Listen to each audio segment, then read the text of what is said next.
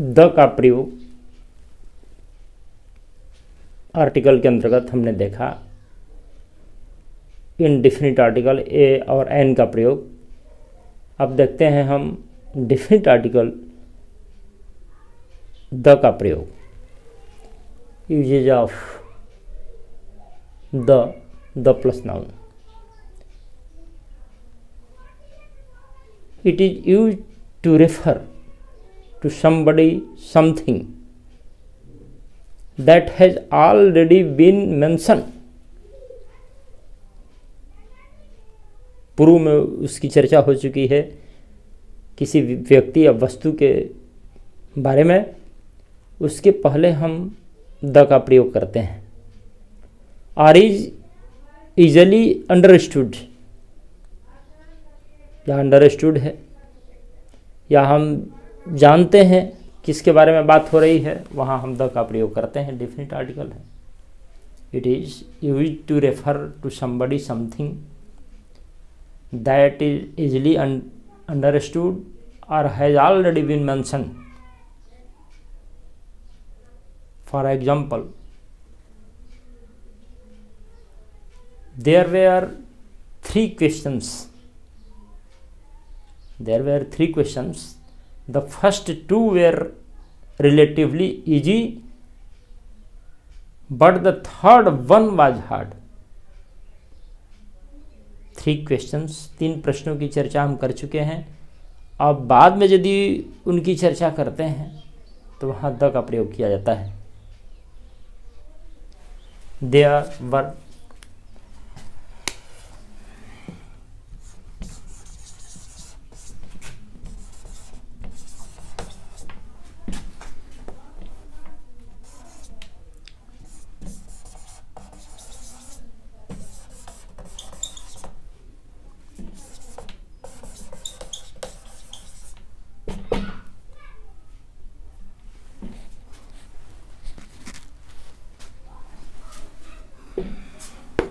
Pre mentioned है कि तीन प्रश्न से थे।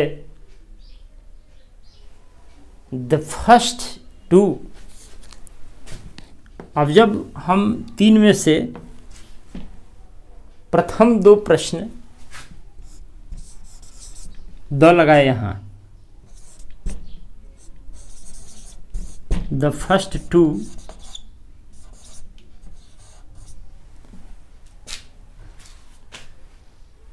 प्रथम दो प्रश्न जो थे, the first two were relatively easy,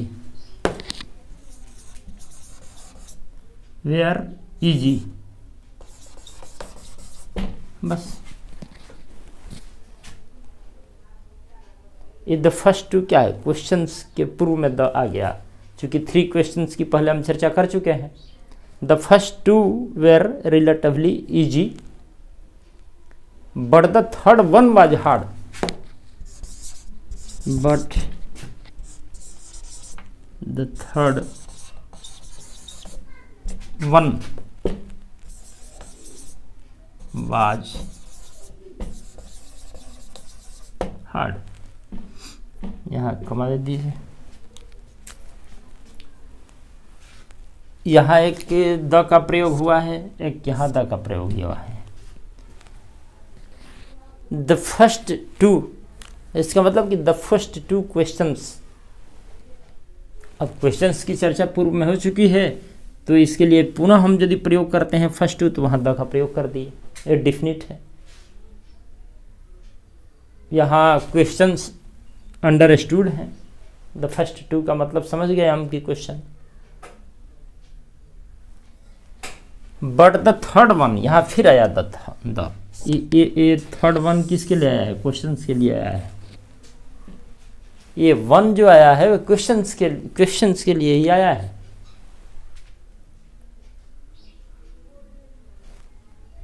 यहाँ टू जो आया क्वेश्चंस के लिए आया। यहाँ लिख सकते हैं हम कि the first two questions were easy but the third one was hard. लेकिन तीसरा प्रश्न, वन का अर्थ यहाँ एक नहीं है, प्रश्न, क्वेश्चन, या क्वेश्चन भी लिख सकते हैं। The third question was hard, तो इस तरह से हैज ऑलरेडी बीन मेंशन्ड, यही वो कह रहा है कि क्वेश्चन का पहले प्रयोग हो चुका है। अब यहाँ एक क्वेश्चन है, यहाँ इसके पहले द लगा दिए, यहाँ एक है इसके पहले भी द लगा दिए।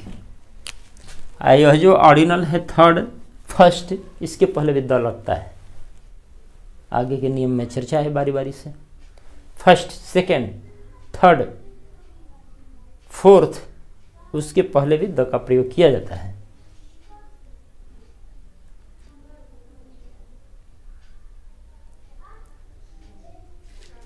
Use before names of ranges of mountains, दूसरा प्रयोग।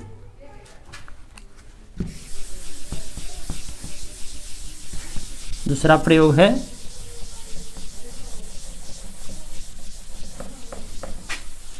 रेंजेज ऑफ माउंटेन्स, पर्वत श्रृंखलाओं के पहले द का प्रयोग किया जाता है। पर्वत श्रृंखलाएं,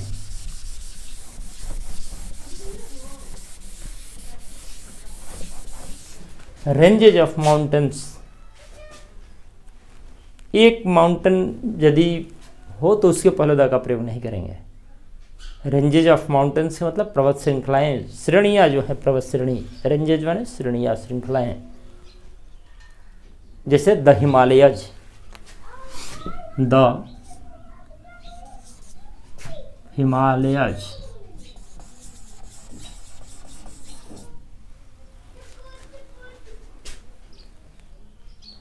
हिमालय यस है, हिमालय,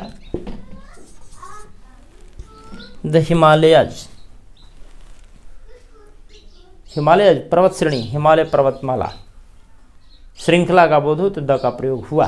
द आल्प्स, अब यह देखिए द हिमालय, एक चीज़ और ध्यान देते रहना है। अब हम लिखे यदि आल्प्स तो यहाँ दीप इसका उच्चारण करेंगे हम, चूँकि यह भावेल से शुरू है। द हिमालयज, लेकिन द आल्प्स,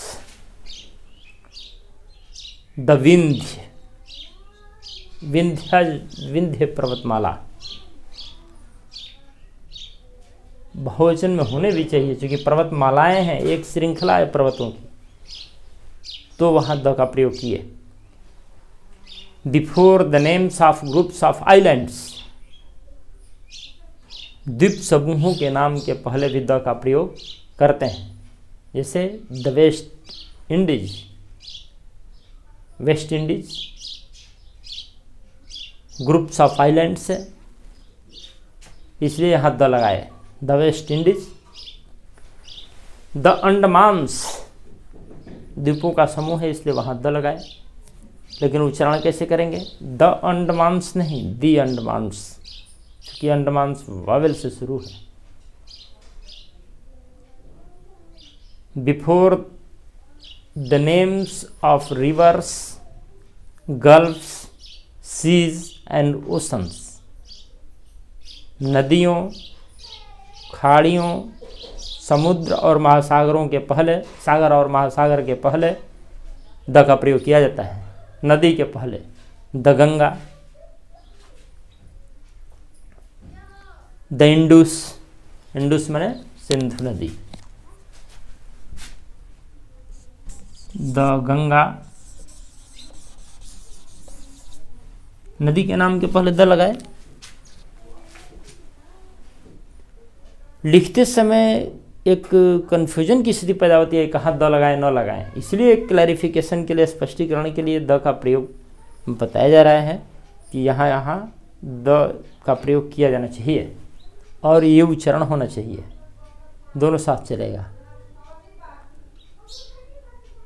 इंडस, इंडस से ही इंडिया, सिंधु जैसे हिंदुस्तान बना, स को ह, ध को द, सिंधु से हिंदू, उस तरह इंडस से इंडिया। तो the Indus, the Gulf of Mexico, gulf के नाम के पहले मैक्सिको की खाड़ी, तो भी है कि the Gulf of Mexico, the Bay of Bengal, Bengal की खाड़ी, द लगा। वैसे तो ऑफ आगे लग गया तो निश्चित हो ही जाता है, नाउन प्लस ऑफ लगा तो नाउन के पहले द लग जाएगा। द गल्फ ऑफ मेक्सिको, और नियम नहीं भी रहे तो यदि हम गल्फ लिख देते हैं, गल्फ ऑफ लगाए यहाँ, तो यहाँ द लग ही जाना चाहिए। द गल्फ ऑफ मैक्सिको, निर्धारित हो गया मेक्सिको से वो।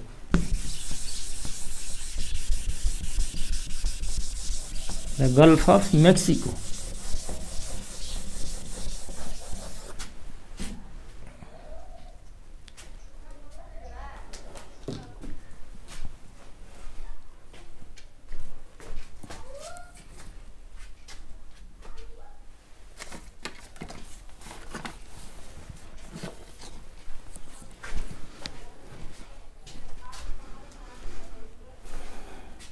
तो नदियों के नाम के पहले, खाड़ी के नाम के पहले, सागर और महासागर के नाम के पहले द इंडियन ओशन, वहाँ भी है द इंडियन ओशन।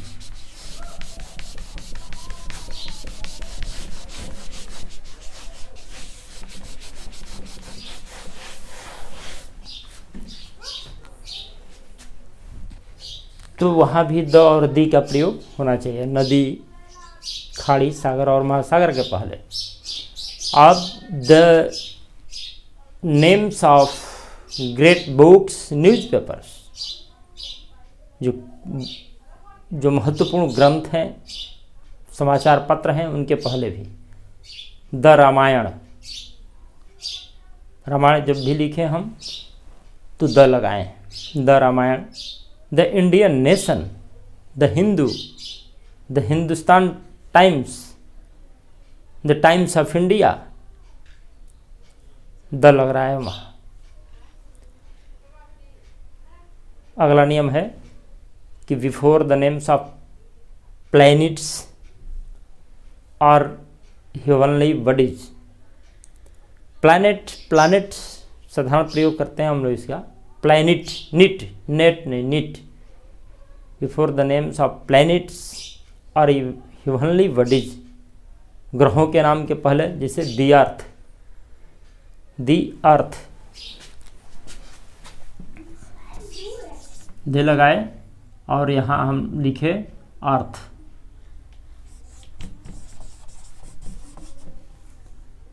वावेल है इसलिए इसका उच्चारण किए the earth. The moon, the sun, planets और हेवनली बॉडीज, आकाशीय जो पिंड हैं, उनके नाम के पहले हम द या दी लगाते हैं। The sky. अगला है before the names of dates of months, महीने के जो दिनांक हैं उसके पहले भी the 2nd of March, date हो गया द 2nd ऑफ मार्च, वहाँ भी द लगा। The 2nd of March. Dates of a month. अगला है the ordinal numbers written in letters, जैसे द फर्स्ट क्वेश्चन के पहले लगाया, the first, the second, the third लिखे गए हैं, तो द फर्स्ट लेटर में लिखे गए हैं तब। अगर रोमन अंक में लिखे जाएंगे तो नहीं, एडवर्ड 6, वहाँ द नहीं लगेगा आप, 6th।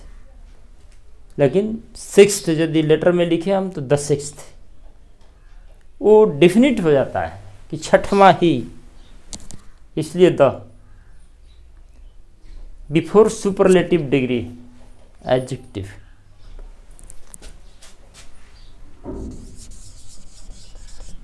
Ram is the best boy in his class. यहाँ दी लगा superlative degree, good, better, best, तो यहाँ द लगा और इसका उच्चारण होगा दी, दो मात्रा दीर्घ ई वाला, वॉवेल के पहले एक मात्रा वाला दी। लेकिन Ram is the best boy in his class, superlative degree के पहले भी दी लगेगा। कंपैरेटिव डिग्री के पहले भी दी लगता है यदि दो के बीच तुलना की जाती है।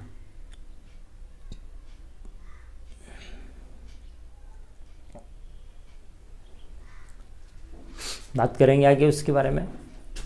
सुपरलेटिव डिग्री के पहले द का प्रयोग, दी बेस्ट बॉय। अब यदि किसी एडजेक्टिव का प्रयोग नाउन की तरह हो तो वहां भी द का प्रयोग करते हैं, जैसे द पुअर, गरीब लोग, यहां इसका अर्थ हुआ। द रिच, धनी आदमी।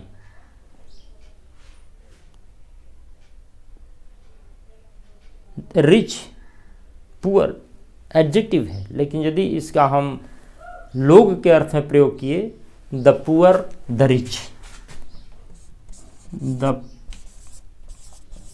पुअर, द रिच, और भी एडजेक्टिव का यदि हम इस तरह से प्रयोग करते हैं तो द का प्रयोग किया जाना चाहिए। The poor, the rich. Professions, पेशा जो है उसके पहले भी हम द लगाते हैं, जैसे द डॉक्टर, डॉक्टर एक पेशा है। द पोइट, द लगाए हम, इसका उच्चारण थोड़ा देख रहे हैं, पोएट नहीं, ईट,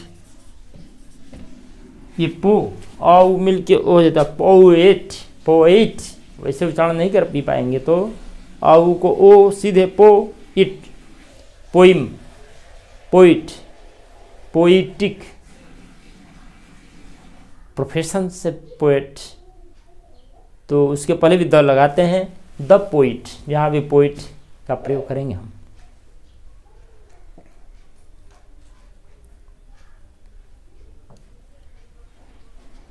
दी ऑथर, ऑथर माने लेखक, राइटर और ऑथर क्या अंतर है दोनों में?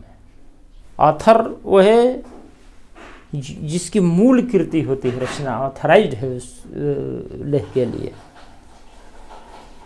हमने लिखा है और दूसरा भी लिख के राइटर हो सकता है, लेकिन ऑथर वो है जिसने स्वयं ओरिजिनल मूल कृति की रचना की है, तो भी एक पेशा है। The author, the poet, the press.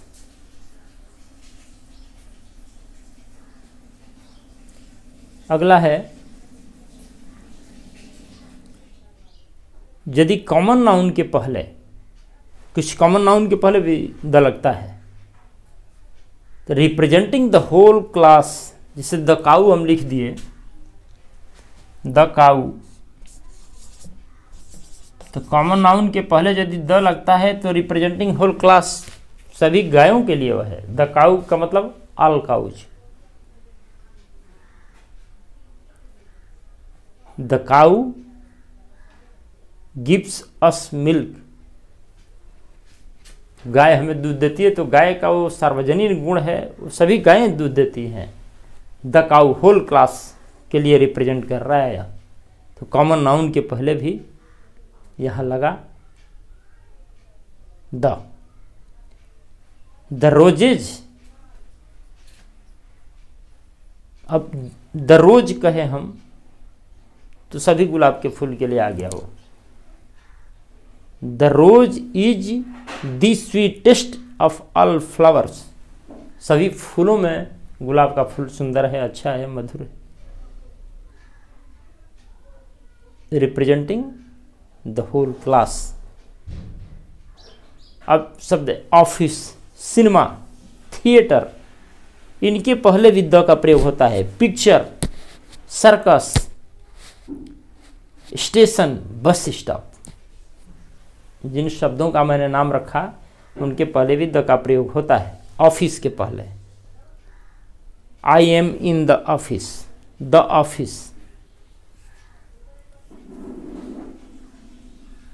The cinema, जहाँ इन शब्दों का प्रयोग हो, इसमें बहुत कुछ समझने की बात नहीं है। ऑफिस के पहले, सिनेमा के पहले, थिएटर के पहले, पिक्चर के पहले, सर्कस स्टेशन, बस स्टॉप के पहले द लगना चाहिए। The station, the bus stop.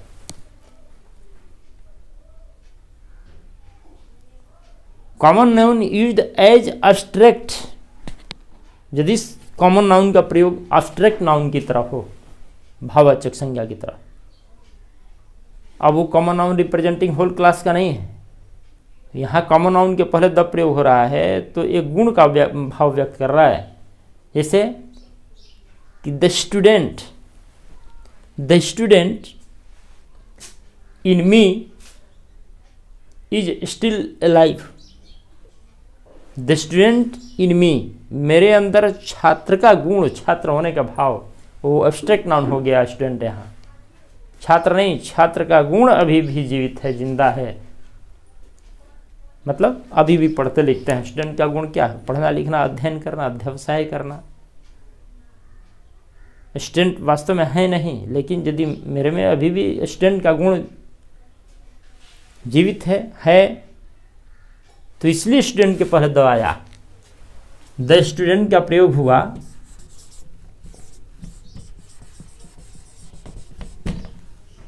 तो स्टूडेंट यहाँ कॉमन नाउन नहीं है, एब्स्ट्रैक्ट नाउन। स्टूडेंट का गुण, छात्रत्व जिसको कह सकते हैं। द स्टूडेंट कॉमन नाउन के पहले भी जब एब्स्ट्रैक्ट नाउन के जैसा उसका प्रयोग हो तो वहाँ हम प्रयोग कर सकते हैं इसका।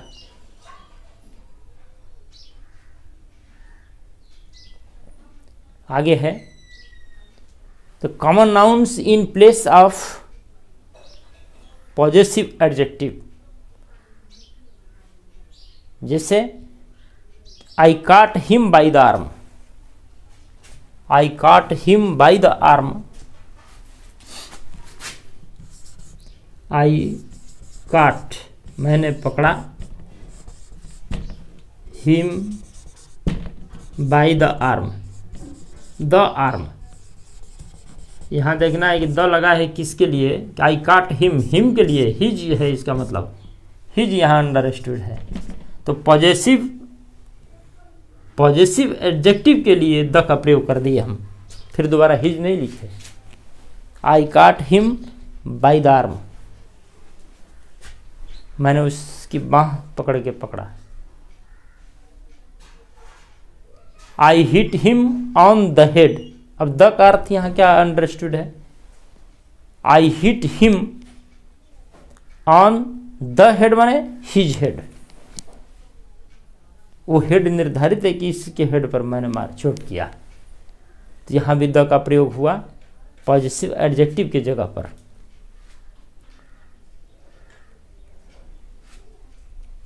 Before common nouns in the sense of the same, the same माने वही।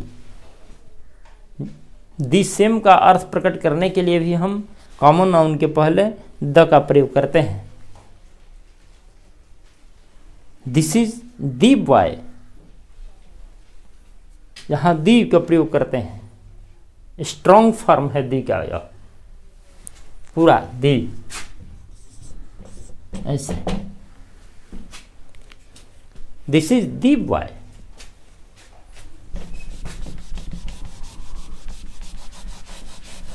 This is the boy.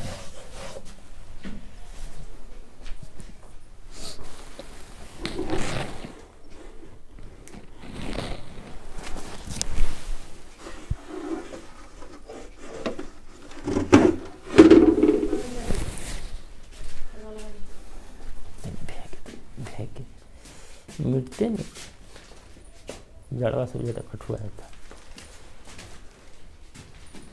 थोड़ा सा भी नहीं।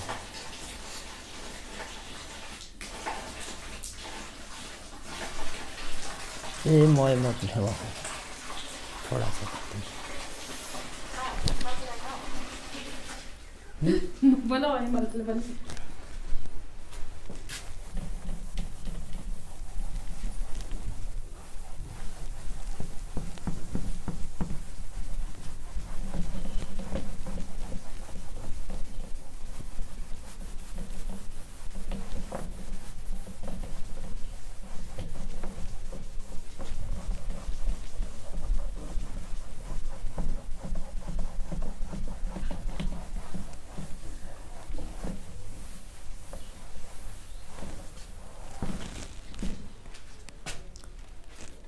तो इस तरह से मैंने कहा, this is the boy the police wanted, this is the boy. अब यहाँ ये सेंस है ऑफ द सेम का, this is the boy, this is the same boy, यह वही लड़का है, ये और डेफिनेट हो गया जिसे पुलिस चाहती थी। बहुत आसान सेंटेंस भी दे सकते हैं, this is the boy, this is the boy, the लगा दिए, boy, this is the boy मतलब this is the same boy. Common noun के पहले भी प्रयोग करते हैं हम जब द सेम उसका अर्थ हो। This is the boy who came here yesterday, जो यहाँ कल आया। This is the boy the police wanted, this is the boy, this is the girl, the strong form उच्चारण भी करते हैं। This is the girl who stood first in her class, तो यहां भी द का प्रयोग किया जाता है।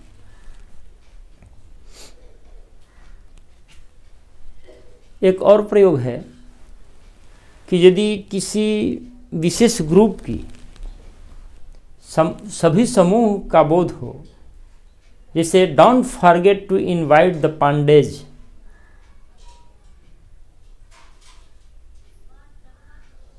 पांडेज का अर्थ क्या हुआ, पति पत्नी दोनों या उसकी पूरी फैमिली, वहां भी द लगा। प्रॉपर नाउन्स का जो अंतिम खंड है नाम का, प्रॉपर नाउन का अंतिम खंड नाम का, टाइटल जिसे उपनाम कहें, उसको बहुवचन बना के उसके पहले भी हम द का प्रयोग करते हैं उसकी पूरी फैमिली का बोध कराने के लिए। जैसे मैंने कहा कि don't forget to invite the Pandeys, don't forget, उनको इनवाइट करना मत भूलिएगा। Don't forget to invite the Pandeys. यहाँ किसी प्रॉपर नाउन के नाम का एक टाइटल का बहुवचन है, यहाँ द लगाए हम। इस द से सेंस निकलता है, अर्थ निकलता है कि उनकी पूरी फैमिली को इनवाइट करना मत भूलिएगा। यहां भी द लगा।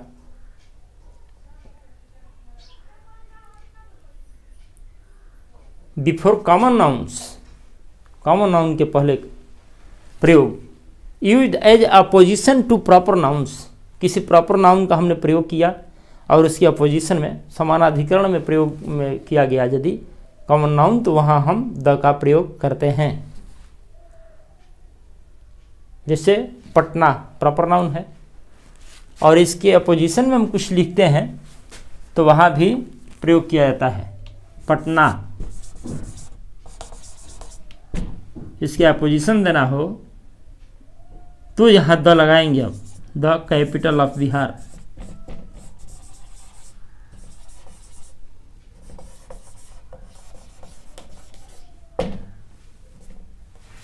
इज माई होम टाउन, आगे लिख सकते हैं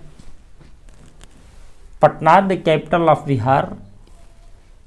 तो पटना प्रॉपर नाउन है और इसकी अपोजिशन में जब ये लिखना हुआ तो कॉमन नाउन के पहले हम द का प्रयोग किए। ये भी एक द का प्रयोग है। Before common nouns used as apposition to proper nouns, proper noun की अपोजिशन में जो कॉमन नाउन आ रहा है वहां भी हम प्रयोग करते हैं इसका।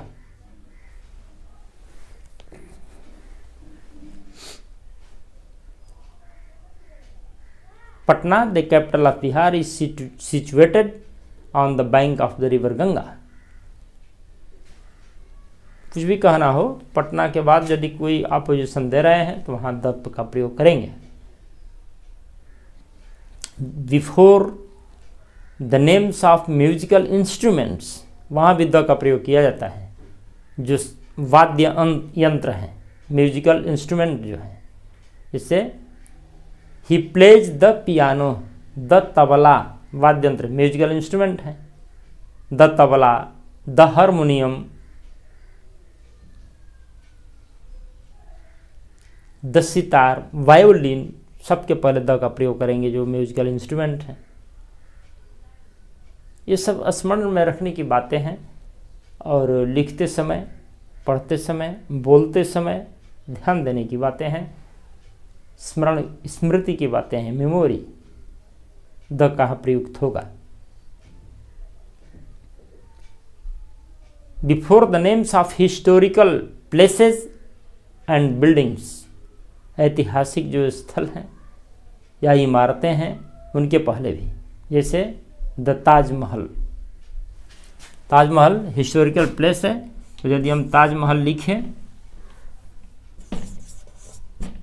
तो उसके पहले हमको द प्रयोग करना होगा, the Taj. Historical places, the Gandhi मैदान, वो डिफिनिट है।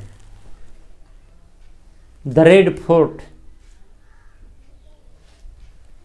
द गोल घर, ये सब ऐतिहासिक इमारतें हैं, बिल्डिंग हैं, प्लेसेस हैं, तो उसके पहले भी हम द का प्रयोग करते हैं। अब एक है before proper nouns, proper noun के भी पहले, qualified by adjective. Proper noun के पहले जनरली हम द का प्रयोग नहीं करते हैं, लेकिन यदि एडजेक्टिव से क्वालिफाई है तो उसके पहले हम, जैसे महात्मा गांधी,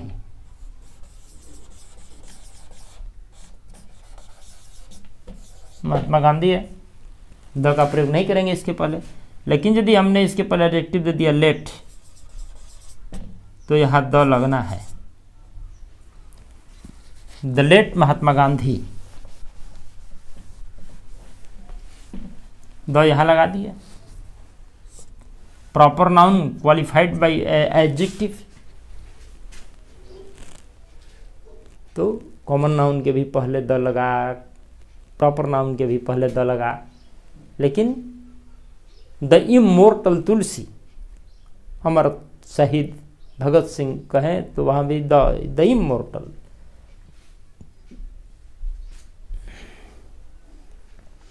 अब यदि प्रयोग करते हैं हम रेट, मेजर, दर बताते हैं किस चीज़ का, wheat is sold by the kilo, bye the kilo, the kilo लगा। गेहूं किलो के भाव से बिक रहा है, द किलो, किलो के भाव से। Wheat is sold by the kilo, गेहूं बिकता है।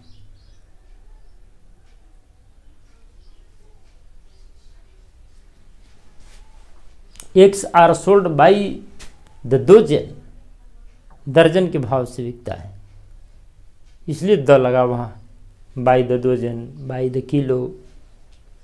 बिफोर कंपेरेटिव्स, कंपेरेटिव के पहले भी, she is the wiser of the two. पहले मैंने कहा कि सुपरलेटिव के पहले तो दी लगता ही है, कंपेरेटिव के पहले भी कैसे लगा कि सी इज द वाइजर, वह बुद्धिमान है। ऑफ द टू यदि आगे लगे तो वहां द लगा कंपेरेटिव के पहले, जनरली नहीं लगता है। She is the wiser of the two, comparative के पहले एक जगह और, द हायर यू गो, जितना ही आप ऊपर जाते हैं, द कोल्डर इट इज, उतना ही ठंडक होती जाती है। The higher you go, the higher the colder, इधर भी कंपेरेटिव द हायर, इधर भी कंपेरेटिव कोल्डर, और द लगा दोनों तरफ।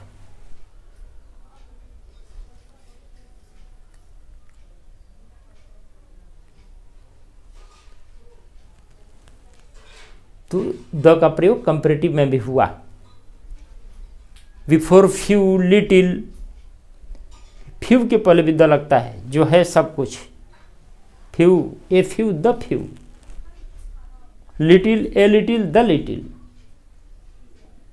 द फ्यू जो है सब कुछ पास में। तो फ्यू के पहले, लिटिल के पहले लगता है। फ्यू लिटिल के बाद यदि नाउन हो, उसके पहले एडजेक्टिव क्लॉज हो, तो the few. I have lost the few pens I had. I have lost, भूल गई, मैं खो चुका हूं। I have lost the few pens, कुछ कलमें थी मेरे पास, उस सब के सब भूल गई। द फ्यू का मतलब सब। फ्यू माने एक तरह से कुछ नहीं, निगेटिव सेंस है। ए फ्यू माने कुछ थोड़ा, द फ्यू माने जो कुछ भी थोड़ा था वो सब। I have lost the few pens, the few लग गया यहाँ। द फ्यू पेन्स नाउन हो गया, इसके बाद आई हैड, ये एडजेक्टिव क्लॉज है, तो यहां भी द लगा।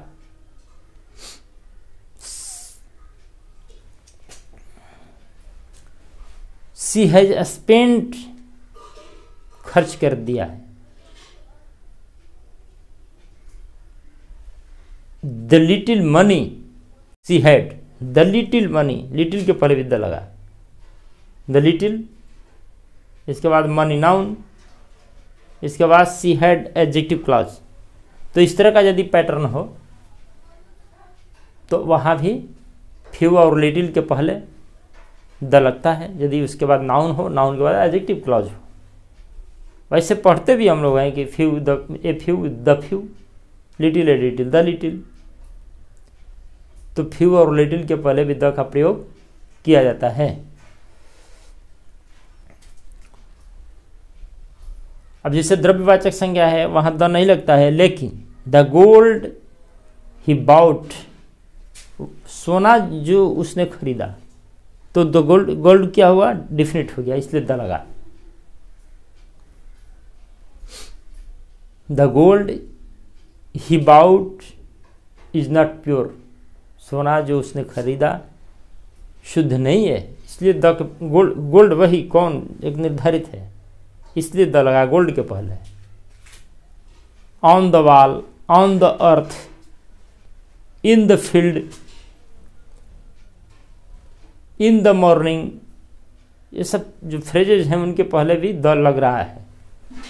On the wall, the wall माने एक तरह से this wall, that wall. The क्या है, एक तरह से दिस दैट का वीक ही फॉर्म है यह।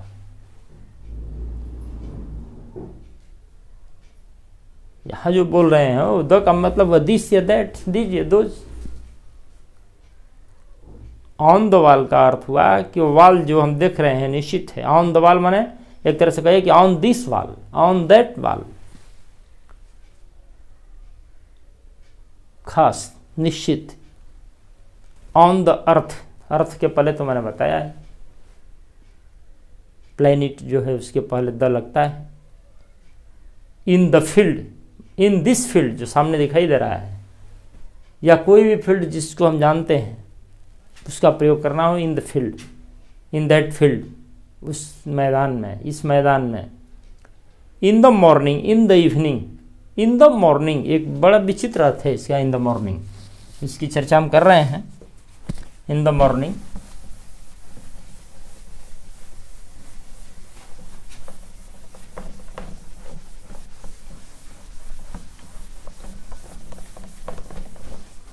इन द मॉर्निंग सुबह में का अर्थ होता है कि नेक्स्ट मॉर्निंग। अभी इन द मॉर्निंग जल्दी हम बोलते हैं तो कल के मॉर्निंग की बात समझनी चाहिए। Tomorrow morning, in the morning.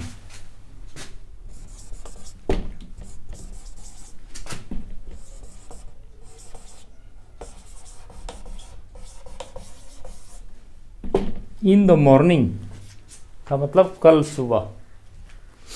I will meet you in the morning का मतलब कल सुबह मिलेंगे।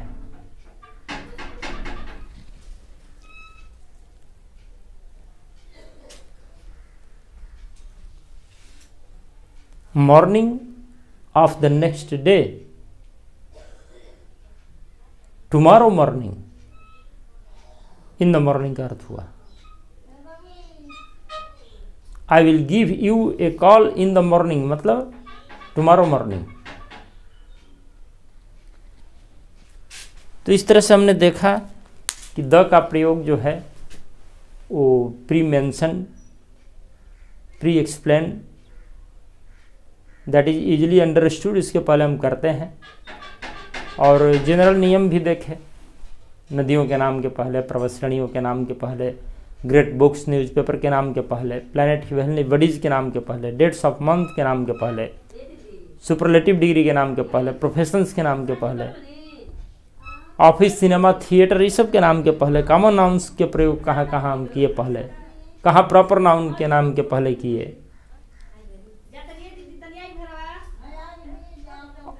तो फ्यू लिटिल के पहले कहाँ किए। तो ये सब कुछ द का प्रयोग है। लिखने, पढ़ने और बोलने के समय में इसका प्रयोग ध्यान दिया जाना चाहिए। धन्यवाद।